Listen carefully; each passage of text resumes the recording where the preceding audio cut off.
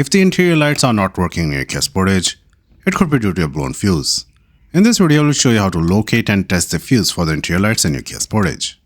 The fuse for the interior lights is located in the passenger compartment fuse box, which is on the side of the dashboard next to the driver's door.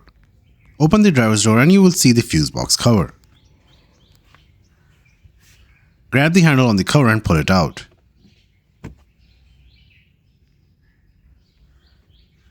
On the back of this cover, there is a handy fuse diagram to help you identify the right fuse. Look at the fourth fuse with the light symbol in the last column. This is the fuse for the interior lights and it's a 10 amp fuse.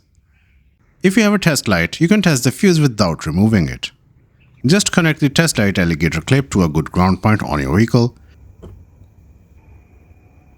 and then touch the probe to each side of the fuse. If the light comes on for both sides, the fuse is good. But if it only lights up on one side, the fuse is blown.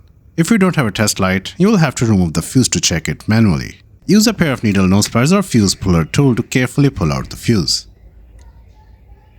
Inspect it closely.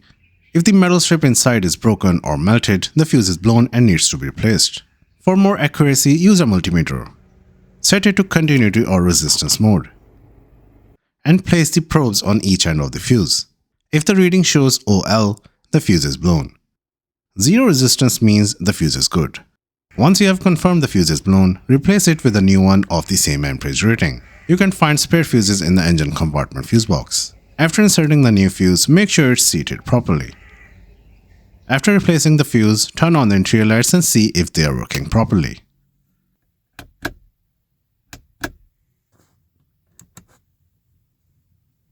If this video helped you out, give it a like and subscribe to Wheels Joint for more car maintenance tips. Thanks for watching.